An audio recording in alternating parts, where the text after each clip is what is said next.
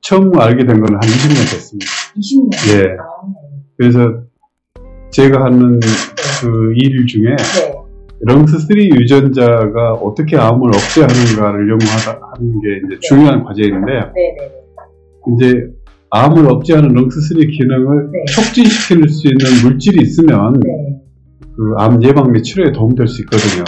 근데 그런 물질을 20년 전부터 찾은 거죠. 그러다가 뭐 처음 찾기 시작한 2, 3년 후에 비타민 B3가 렁스3 기능을 활성화시켜서 암을 억제할 수 있다 하는 것을 알게 된 겁니다. 아, 네. 그 렁스3 유전자에 대한 언제부터? 렁스3 유전자는 제가 1995년에 처음 찾은 유전자니까 30년 됐습니다. 네, 30년. 제가 처음 발견한 유전자고, 이제 그 유전자가 암을 억제하는 기능이 있다고 하는 것도 우리가 처음 밝히게 된 겁니다. 그래서 그 암 억제 유전자는 전 세계적으로 한 50개 정도 알려져 있는데, 동양인이 발견한 유전자는 그 유전자 하나밖에 없습니다. 제가 배석철이 발견한 유전자, 나머지는 다 세앙산 발견했죠. 지금까지 발견된 암 억제 유전자 50개 정도 있는데, 그 중에 하나를. 네, 그 중에 하나를 제가 발견했고. 동양 최초로. 네. 아직까지도 그거. 그렇죠. 네. 그래서 그 유전자가 이제 암을 억제하고, 어떤 암을 억제하고, 어떻게 억제하고, 그 다음에 그 유전자가 없어진 암이 어떤 게 있고, 뭐 이런 연구들을 그냥 30년간 해온 겁니다.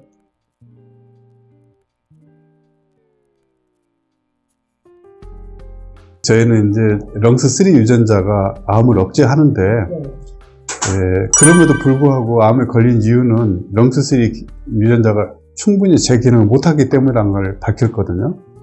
그러면 그 렁스3 유전자를 일할 수 있게 해주면 암이 치료될 수 있다고 생각이 돼서 렁스3 유전자 기능을 촉진시키는 물질을 찾다가 비타민 B3를 알게 된 겁니다. 그런데 그 비타민 B3를 이용한 동물 실험 등에서 다양한 그 암이 효과적으로 억제되는 것을 확인할 수 있었죠. 근데 이제 이런 건 다 동물 실험이고, 물론 그 학문적으로는 동물 실험 충분히 의미를 가질 수 있습니다. 그런데 이 동물 실험 결과를 사람한테 적용하려면은 임상 시험을 꼭 해야 됩니다. 근데 그 이유는 뭐냐면, 이 동물하고 사람이 많이 닮긴 했지만 이제 체중도 다르고, 그 다음에 이제 약물이 분포, 대사 이런 과정들이 많이 다르거든요.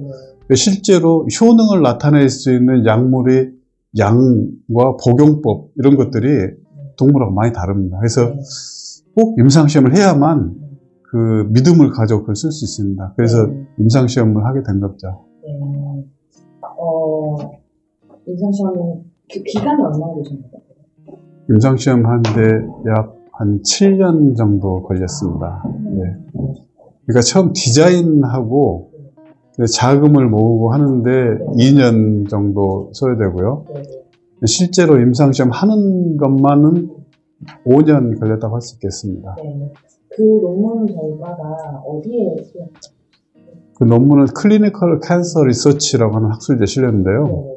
이 학술지는 그 미국 암학회에서 발행하는 학술지입니다. 전 세계에서 뭐 가장 권위 있는 암 관련 학술지라고 할 수 있고요. 특히 그 임상시험 결과를 발표하는 굉장히 권위 있는 학술지입니다.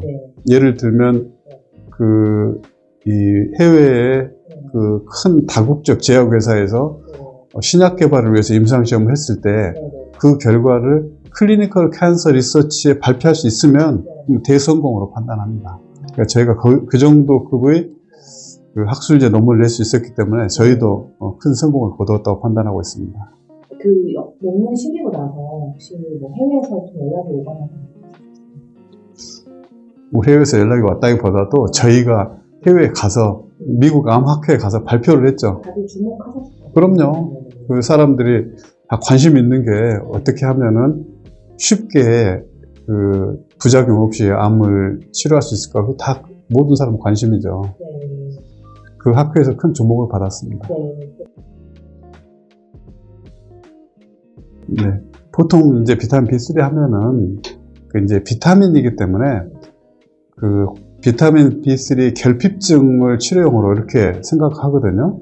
근데 그 활성은 저농도, 그러니까 저용량 비타민 B3일 때 그렇습니다. 그런데 저용량보다 뭐 20배에서 30배 정도, 이렇게 보통 한 하루 1g 정도 되면은 이제 고용량이라고 부르거든요. 그 용량이 되면 전혀 새로운 활성을 가질 수 있습니다. 그 새로운 활성 중에 우리가 하나 찾은 것은 렁스3라고 하는 암 억제 유전자의 기능을 촉진하는 겁니다. 넘친다고 말할 수 있는 건 아니고요. 왜냐하면 어느 수준이 우리한테 필요한 수준인지 모르기 때문에. 그렇죠. 그러니까 예를 들어서 지금 우리가 하루 1g이면은 암을 예방하고 치료할 수 있다 하는 결과를 요번에 냈지만, 어쩌면 그보다 더 높은 용량에서는 우리가 모르는 또 다른 활성을 나타낼 수도 있습니다.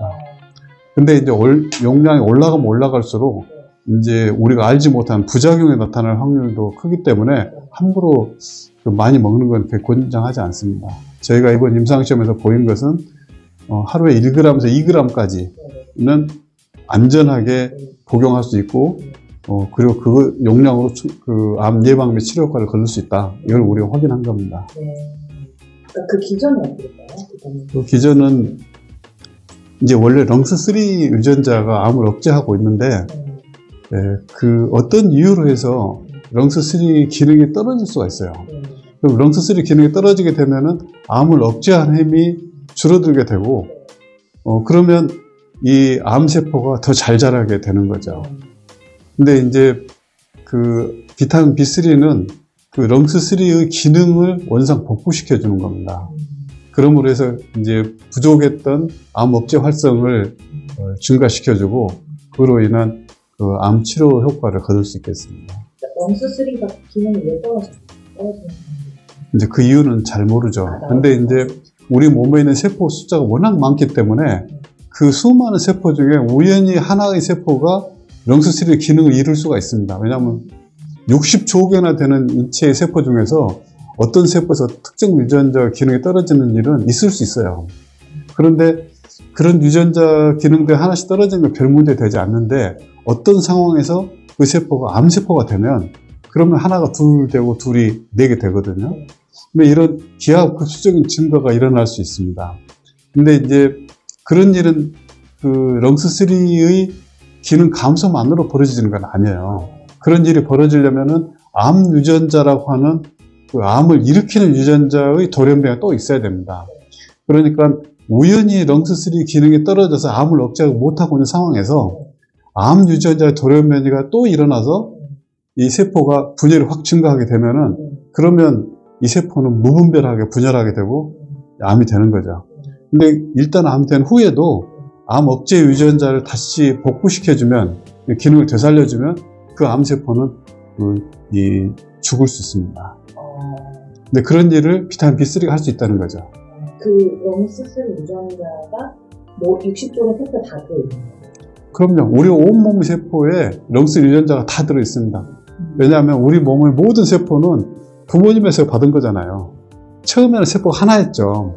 그러다가 세포가 둘, 넷 분열이 된 거거든요. 하나하나의 세포에는 다 똑같은 유전자가 들어있습니다. 다만 각각의 그 조직에서 어떤 유전자를 쓰고 어떤 유전자를 쓰지 않을 것인가에 따라서 다른 조직을 만들 뿐이지 유전자가 없는 건 아닙니다. 다 똑같은 걸 가지고 있습니다. 그러니까 세포 하나당 렁스3 유전자가 하나씩? 그렇죠. 한 쌍씩 있죠. 하나는 아버지한테 받고 하나는 어머니한테 받아서. 두 개가 한 쌍으로? 그렇죠. 한 쌍씩 있는 거죠. 그 렁스3 유전자 기능이 활성화되지 않는다는 거는 이 유전자가 잘 움직이지 않는다는 어떤 거죠? 이제 유전자를 보신 적이 없잖아요. 그래서 말로 설명드리기 어려운데, 굳이 예를 들자면 유전자 안에는 정보가 들어있습니다. 이제 예를 들면 법 조문이 그 경찰 조직에 들어가게 되면은 실제로 경찰이 법에 따라서 법 집행을 하잖아요. 그런 과정을 거치게 되면은 이 정보가 실제로 그 힘을 발휘하게 됩니다. 근데 이 책이 정보인데 이 책이 펼쳐져야 되죠. 그래야 해석할 수 있지 않겠습니까? 근데 이 책을 보관하는 방식이 여러 가지 방식이 있어요. 우리 몸 안에는. 어떤 책은 책상 위에 펼쳐놓고 언제든지 볼 수 있게 돼 있고, 중요한 데는 그 책갈피가 꽂혀 있기도 하고요. 근데 어떤 책은 책꽂이에 꽂혀 있기도 합니다. 그래서 지금 당장은 볼 필요가 없지만 조만간 볼 필요가 있을 수 있는 것들은 쉽게 뽑아낼 수 있게 책을 보관하죠. 그런데 어떤 책은 이거 언제 볼지 모르게, 보기는 볼 텐데 언제 볼지 모르고 그런 책들 있죠. 그런 책들은 좀 책꽂이에 깊이 꽂혀 있죠. 근데 어떤 책들은 전혀 볼 일이 없는 책들이 있어요. 이제 언제든지 그 기회가 되면은 내다 버리거나 누가 필요한 사람이 있으면 주려고 상자 속에 매놓은 책이 있죠. 이렇게 그 책을 보관하는 게 다르듯이 우리 몸 안에 있는 각각의 세포도 유전 정보를 보관하는 게 다릅니다. 근데 이제 예를 들면 우리 몸에서 뼈를 만드는 세포하고 피부를 만드는 세포가 똑같은 유전자를 가지고 있어요. 그런데 같은 유전자를 가지고 있다 그래서 같은 유전자를 쓰는 건 아니에요. 같이 가지고 있어도 뼈를 만드는 세포가 쓰는 유전자가 다르고 피부를 만드는 세포가 쓰는 유전자가 달라요. 그러니까 일단 이 세포가 피부가 된다고 딱 결정이 되잖아요. 그럼 뼈를 만들 때 꼭 필요한 유전자는 영원히 쓸 필요가 없는 거예요. 그러니까 그런 유전자들은 마치 상자 속에 책을 넣어서 꽉 묶어두시지 이렇게 그 창고 속에 보관하는 겁니다. 그리고 피부를 만들 필요한 유전자는 책꽂이에서 꽂아놓거나 책상 위에 펴놓는 거죠. 이런 거는 이 유전자의 3차원 구조를 변화시키는 거예요. 그러니까 우리 책을 책꽂이에 꽂고 상자에 넣는 것은 유전자의 모양을 볼 때는 풀어놓는 유전자가 있고 이렇게 꽉 묶어놓는 유전자가 있어요. 이제 이런 걸 보고 에피제네틱 조절이라고 합니다. 우리말로는 이제 후생 유전학적 조절이라고 그러는데, 유전자가 여기 있긴 있는데 열려있는 모양으로 있는 유전자인지 닫혀있는 모양으로 있는 유전자인지 이게 달라요. 세포가 꼭 어떤 것은 이렇게 닫아놔야 돼요. 예를 들면 그 혈액을 만드는 헤모글로빈 빨갛잖아요. 이 빨간 헤모글로빈이 눈에서 만들어지면 어떻게 되겠어요? 세상이 다 빨개지겠죠. 눈에서 수정체는 투명해야지 되는데 거기 색깔이 있으면 안 되잖아요. 그러니까 어떤 유전자가 발현되지 않는다 해서 꼭 나쁜 게 아니에요. 필요한 유전자가 필요한 양만큼 발현되는 것이 중요한 것이지, 그렇죠. 뭐가 많이 발현되고 적게 발현되고 해서 다 좋고 나쁜 게 아니죠. 그러니까 이제 예를 들어서 근육을 만드는 그 세포에서는 그 이 단백질을 만드는 유전자가 많이 일을 해야 돼요. 근데 뼈를 만드는 유전자가 근육에서 작용하면은 근육이 딱딱해지겠죠. 이게 근육의 석회화가 되는 거예요. 그럼 이런 큰 병이 되는 겁니다. 그러니까 예를 들어서 이제 주변에 근육에 굉장히 평소에도 통증을 느끼는 분들이, 조금만 움직여도 통증, 이런 분들은 근육 석회화라는 질환을 의심해야 돼요. 뼈에서만 일을 해야 될 유전자가 근육에서 일을 하는 거예요. 이거는 뼈에 있던 유전자가 근육으로 옮겨오는 것이 아니고, 근육에서는 이렇게 닫혀있는 구조로 있어야 될 유전자가 어쩌다가 실수로 풀려버린 거예요. 그러면 읽혀져서는 안 될 유전 정보가 읽혀지게 되고 뼈처럼 되는 거죠. 근데 또 그 반대로 꼭 읽어져야 될 유전자가 거꾸로 이게 닫혀버려서 이 정보를 못 쓰는 경우가 있어요. 그러니까 그런 경우는 예를 들어 렁스3 같은 유전자는 암을 억제하기 위해서 헤쳐져 있어야 되는데, 이게 어느 날 잘못돼서 어떤 세포에서 다치는 수가 생겨요.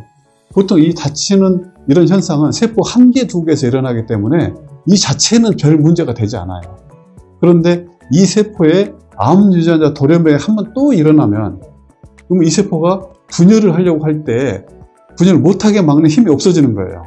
그러니까 계속 분열하죠. 이 분열은 이 한 번에 두 배씩 늘어나잖아요. 지수적으로 늘어나거든요. 한 번 분열하는 걸 막지 못한다는 얘기는 두 번째 분열도 막지 못한다는 얘기예요. 세 번째 분열도 막지 못한다는 얘기예요. 그러면 2의 n승으로 늘어나는 거예요. 이게 암이 되는 겁니다. 그래서 이제 이렇게 되는 상황에서 더 이상 분열하지 못하게 하고 또 필요 없는 분열한 세포를 죽이려면은 두 가지 방법을 쓸 수 있죠. 하나는 이 돌연변이에 대한 암 유전자를 차단시켜줘야 돼요. 이게 분열을 촉진하기 때문에 이 세포가 암이 되는 과정은 아주 쉽게 표현하는 겁니다. 가장 알기 쉬운 건데, 분열해서는 안 될 세포가 분열하고 죽어야 할 세포가 죽지 않아서 생긴 덩어리거든요. 근데 분열해서는 안 될 세포하고 어떤 세포냐면은 우리 피부 세포 이런 거는 분열 안 해요. 우리 몸에 있는 99%의 세포는 분열 안 합니다. 그런데 언제 분열하냐면 이 피부가 벗겨져 나가잖아요. 그 자리를 채워야 되니까 분열하는 거죠. 근데 이제 어떤 세포는 굉장히 열심히 분열해요. 예를 들어 머리카락이 모근 세포 같은 경우는 열심히 분열해야지 머리카락을 만들죠. 그래서 우리 몸에 있는 세포는 필요에 따라서 어떤 세포는 분열하고 분열하지 않고 잘 통제가 되고 있어요. 그런데 분열해서는 안 될 세포가 분열을 하게 되면은 이거는 이제 암이 될 수 있는 거죠. 이런 일은 언제 발생하냐면 이 보시듯이 암 유전자의 기능이 비정상적으로 올라갈 때 생기는 거예요. 그러면 암으로 가는 길이 생기는 거거든요. 그런데 이렇게만 해서 암이 되는 게 아니에요. 암 유전자가 활성화돼도 우리 몸에 굉장히 강력한 브레이크가 있어요. 이게 바로 암 억제 유전자예요. 얘가 막아주면은 암 유전자가 돌연변이가 돼도 암을 못 일으켜요. 그럼에도 불구하고 암을 일어난 이유는 뭐냐면 암 억제 유전자가 기능을 못할 때, 브레이크가 고장나 있을 때 이 암 유전자가 기능이 항진되면 이 세포는 암으로 가는 거예요. 브레이크가 고장난 차가 되는 거죠. 그런데 이 암 억제 유전자가 하는 중요한 역할은 뭐냐면은 죽어야 될 세포를 죽이는 거예요. 근데 죽어야 될 세포가 어떤 세포냐면은 분열해서는 안 될 세포 분열하잖아요. 얘가 나쁜 세포예요. 이게 1번으로 죽어야 될 세포예요. 이거를 죽여버리는 거예요. 그러니까 암 유전자가 돌연변이가 돼도 암 억제 유전자가 제 기능을 하고 있으면 이 세포는 다 죽게 돼 있어요. 이거는 우리 몸의 정상적인 자연적 프로그램이에요. 그런데 우리 몸의 세포 숫자가 너무 많다 보니까 이 많은 세포 중에 몇 개의 세포가 암 억제 유전자가 기능을 잃어버리는 일이 생길 수 있어요. 이건 아까 얘기 드렸지만 열려 있어야 될 유전 정보가 실수로 닫혀버리는 거예요. 그러니까 열려있는 놈은 계속 열려있고 계속 닫혀있으면 이런 일이 벌어질 리가 없는데 우리 몸에서는 계속 열었다 닫았다를 계속 해야 돼요. 왜냐하면 세포가 필요할 때 분열을 해야 되거든요. 분열할 때는 이 유전 정보 구조가 확 다 바뀌어버리는 거예요. 분열하고 난 다음에 다시 이거를 상자에 넣을 건 상자에 넣고 체코 조건도 다 해야 돼요. 우리가 이사를 갈 때 어떻게 해요? 다 이삿짐 차에 넣어가지고 도착해서 다시 새로 다 정리해야 되잖아요. 우리 유전 정보 다 마찬가지. 세포 분열하기 전하고 후에 이 정보가 다시 풀어헤쳐졌다가 다시 원상 복구돼야 되는데 이 원상 복구에 작은 착오라도 있으면 그러면 원래 있던 모양을 똑같이 못하는 거죠. 예를 들어 우리가 뭐 이삿짐 옮길 때도 옛날에 있는 집하고 똑같이 하고 싶지만 조금 잘 안 되잖아요. 조금 더 달라져. 이런 일이 우리 몸에서도 벌어지는 거예요. 그러다가 아주 정말 중요한 암 억제 유전자, 렁스3 같은 유전자가 열려 있어야 되는데 이걸 닫아놓고, 그러니까 이삿짐을 쌀 때 상자를 싸맸는데 이걸 풀어야 되는데 잊고 풀지를 못해버리는 수가 드물지만 생길 수가 있는 거예요. 근데 이런 일이 벌어진 곳에 암 유전자 돌연변이 벌어지면 이때는 막을 길이 없으니까 그대로 암으로 가는 거죠. 이제 암 유전자가 암 유발 유전자. 그렇죠. 암 유발 유전자인데 이름을 암 유전자라고 붙여놨죠. 그러니까 암 유전자가 사실은 암을 일으키기 위해서 존재하는 유전자는 아니에요. 그냥 이거는 정상적인 세포 분열을 위해서 필요한 거예요. 그러니까 예를 들면 우리 몸에 이제 상처가 났으면은 상처를 메꾸려면은 세포가 분열해야 되거든요. 뭐 멀까고 마찬가지고 또 면역 반응도 일으키려면은 면역 세포가 확 불어나야 되거든요. 이런 수많은 그 세포 반응을 위해서는 이 세포가 필요할 때 분열을 해줘야 돼요. 이때는 이 세포 분열에 필요한 유전자도 일을 해줘야 되는데 얘네들이 암 유전자예요. 근데 이름이 잘못 붙은 거예요. 사실은 얘네들이 암을 일으키기 위해서 있는 게 아니에요. 우리 몸이 정상적으로 분열하기 위한 것인데 왜 암 유전자라고 하는 이 오명을 얻게 됐냐면 이 유전자에 돌연변이가 들어가서 제멋대로 일을 하잖아요. 그러면 암이 되기 때문에 돌연변이 된 유전자가 암을 일으킬 때 나는 그 때문에 이 유전자 자체가 암 유전자라는 이름을 얻은 거예요. 원래는 우리 몸에 꼭 필요한 중요한 유전자죠. 근데 이런 상황에서 암이 생겼는데 이 암 억제 유전자 기능을 복구시켜주면은 이제 암을 치료할 수 있다는 거죠. 이렇게 닫혀져 있는 거를 풀어주는 일을 할 수 있는 물질이 필요한 거예요. 근데 비타민 B3가 그걸 할 수 있어요. 또 이제 굉장히 중요한 역할을 해요. 렁스1은 그 백혈병 유전자입니다. 그러니까 그 백혈병 원인 유전자는 한 300종류 정도 알려져 있어요. 근데 그 중에 이 299개 렁스1을 빼고 나머지 다 합친 것보다 렁스1이 잘못돼서 일으키는 백혈병이 더 많아요. 그러니까 그 백혈병의 왕이죠, 그게. 그래서 이름도 이제 백혈병 유전자라고 부르죠. 그 다음에 이제 렁스2도 있어요. 렁스2는 그 뼈를 만드는 유전자죠. 그래서 이제 우리가 나이 들면 뼈가 약해질 때 전부 렁스2 기능이 떨어져서 그래요. 그러니까 백혈병은 렁스1 기능이 떨어져서 백혈병이 되고, 렁스2 기능이 떨어지면 뼈가 골다공증 같은 병이 생기고, 그런데 고형암, 예를 들어서 위암, 폐암, 뭐 이런 다양한 고형암은 렁스3가 없으면 생기는 확률이 굉장히 높습니다. 그 이름은 교수님께서 붙이신 거예요?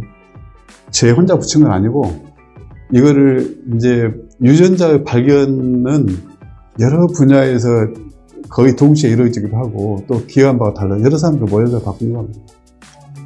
원래 1, 2까지는 이름이 있었는데 3를 발견하시면서 추가가 된 거예요?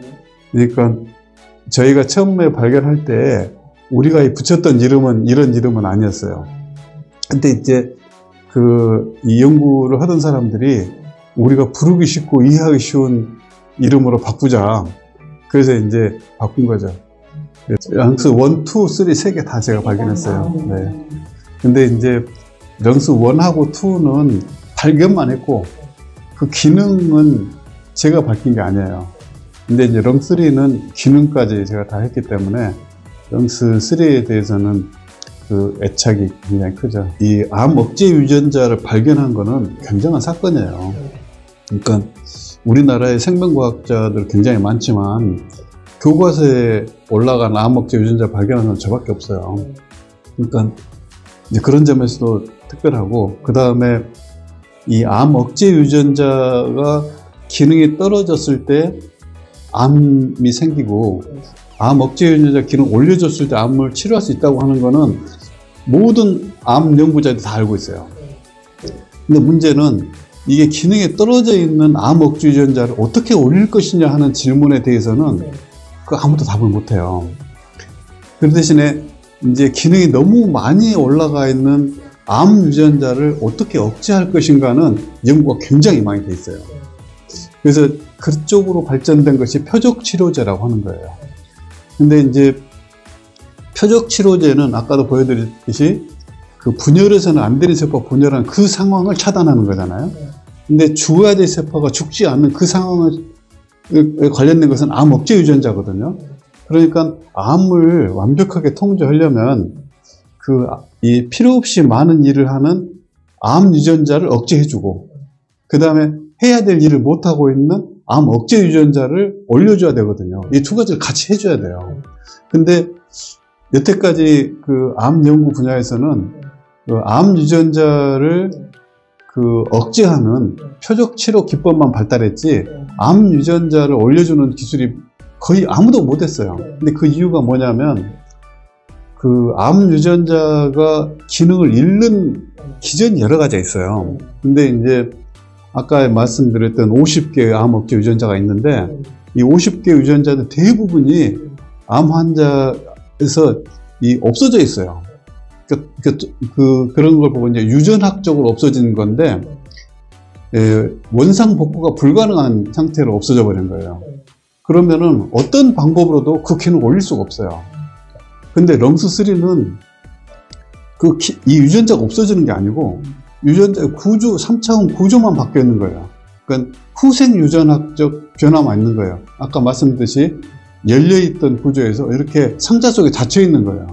그러니까 상자만 풀어주면 렁스3는 나오는 거예요. 그러니까 굉장히 우리가 컨트롤하기 좋은 그 암 억제 유전자인 거죠. 그러니까 이 없어진 거를 다시 만들어내려면 얼마나 어렵겠어요. 그러니까 다른 암 억제 유전자에 대해서는 우리가 올려줄 방법을 아무도 못 찾았던 거예요. 근데 렁3 유전자는 그렇지가 않으니까 쉽게 되고, 그 쉽게 할 수 있는 키도 너무나 간단한 비타민 B3가 해주는 거예요. 그러니까 큰 행운인 거죠. 그러니까 그 상자 속에 S가 그렇죠. 있는데 그 리본된 거를 딱 그 리본만 풀어주면은 안에 있던 게 나오니까 그게 비타민 B3인 거죠. 이제 어쨌든 한꺼번에 다 할 수는 없잖아요. 그러니까 하나를 골라야 돼요. 그럼 하나를 고르려면은 일단 이 치사율이 가장 높고 환자 수도 많고, 그 다음에 우리가 치료할 수 있는 가장 자신 있는 암을 골라야죠. 그래서 저희가 동물에서 연구한 바에 의하면은 그 렁스3는 폐암에 가장 확실하게 작용을 해요. 그러니까 암 억제 유전자는 아까 말씀드린 50개 정도 있다 그랬잖아요. 하나가 다 억제하는 게 아니에요. 이 50개 암 억제는 협력해서 암을 억제하는 거거든요. 근데 폐암의 경우는 렁스3가 거의 혼자 다 해요. 암 억제하는 거를.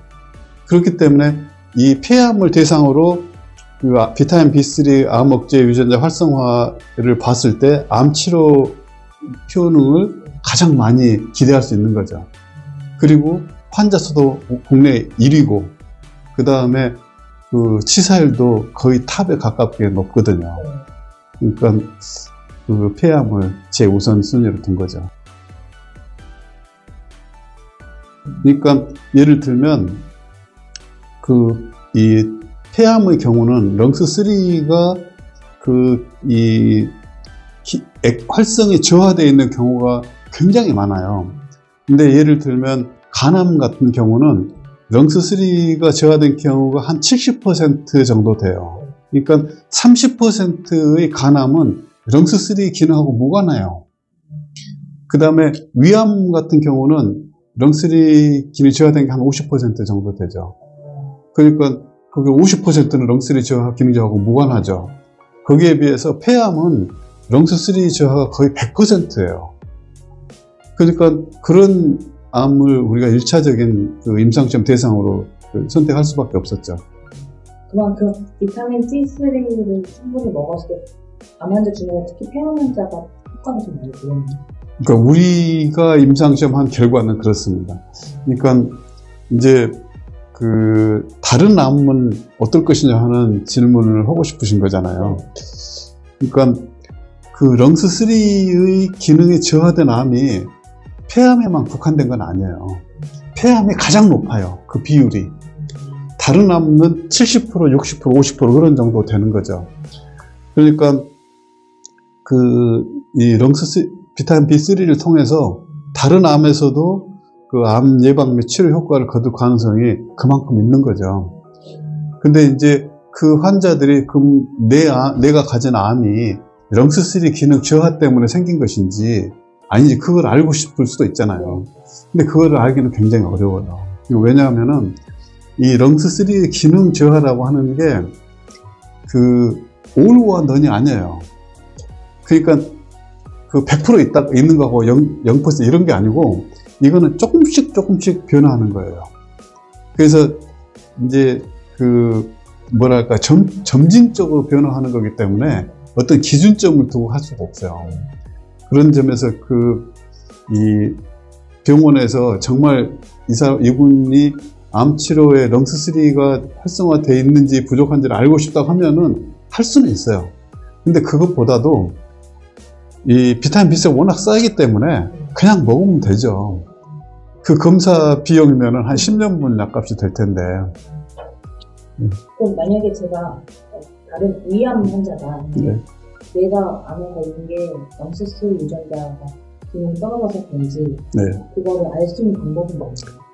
그 병원에서 이 병리과에 의뢰를 해야죠. 하나 알 수 있을까요? 그 병리과 선생님이 자기 연구 과제에 그 환자를 넣어야죠. 왜냐면 그게 이제 환자가 병원에 가면은 어떤 표준 진료 코스가 있어요. 그걸 의사나 병리과 의사 선생님들이 마음대로 무슨 진료를 하고 그렇게 돼 있지 않습니다. 그래서 이제 어떤 유전자가 정상인지 비정상인지 알려면은 자기 암 조직을 연구용으로 사용하는데 동의를 해야 되고 그 연구를 하고자 하는 의사가 있어야 돼요. 근데 그거 쉽지 않습니다. 그게 이제 누구나 하고 싶다 해서 할 수 있는 일은 아닌 거죠. 피검사는 영역이 아십니까? 아, 그렇게 할 수 없습니다. 그러니까 그렇게 하려고 엄청나게 많은 사람들이 노력을 하죠. 그러니까 혈액 속에 들어있는 아주 적은 양의 그 암세포에서 또 떨어져 나온 그 유전자를 혈액 속에서 검출해가지고 하려고 하는데 굉장히 오차가 큽니다. 병원에 그 의사 선생님들하고 공동 연구를 체결하고 병원에서 IRB를 통과를 해요. 그러니까 이 환자의 시료를 연구에 쓰겠다. 그럼 병원에서 심의위원회를 거치고 그 다음에 환자의 동의를 얻어서 그런 걸 하는 거죠. 근데 이제 저희가 아까 말씀드린 어느 암에서 몇 퍼센트 그런 거는 우리가 한 것은 폐암하고 위암만 했어요. 나머지 암에 대해서는 다른 연구자들이 해서 논문으로 발표한 거죠.